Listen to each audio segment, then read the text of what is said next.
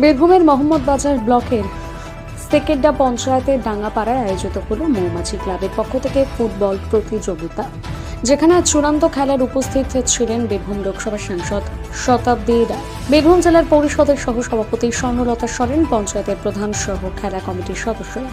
এদিন সাংসদ শতাব্দী রায় সেই চূড়ান্ত খেলার আমন্ত্রণ পেয়ে উপস্থিত হন এবং খেলোয়াড়দের সঙ্গে হাত মিলিয়ে গোটা মাঠ পরিক্রমা করে। তারপর সাংসদ শতাব্দী রায় পায়ে ফুটবলের শট মেরে শুভ উদ্বোধন করেন, যেখানে শতাব্দী রায়কে দেখার জন্য সেকেন্ডা গ্রামের মানুষ সহ পার্শ্ববর্তী এলাকার মানুষ ভিড় জমান।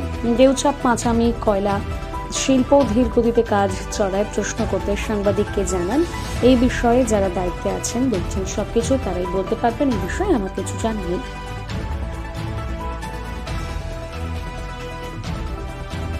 ক্লাবের খেলা আছে, ফুটবল খেলা। এখন তো এই সময় সব জায়গায় ফুটবল টুর্নামেন্টই হচ্ছে, যেটা মানে স্পোর্টসম্যান বাড়ানো দরকার। ফুটবল প্রেমী সবসময় বাঙালি, সেটাই এখন প্রত্যেকটা বীরভূমের অঞ্চলে অঞ্চলে দেখতে পাচ্ছি। আরও বেশি ফুটবলের প্রতি আগ্রহ এবং মানুষের জমায়েতে বোঝা যায় যে ফুটবলকে কতটা ভালোবাসে।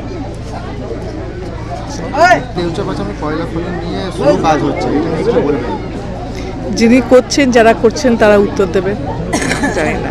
জেলা জুড়ে বেআইনি বালি কারবার রমরমা চলছে।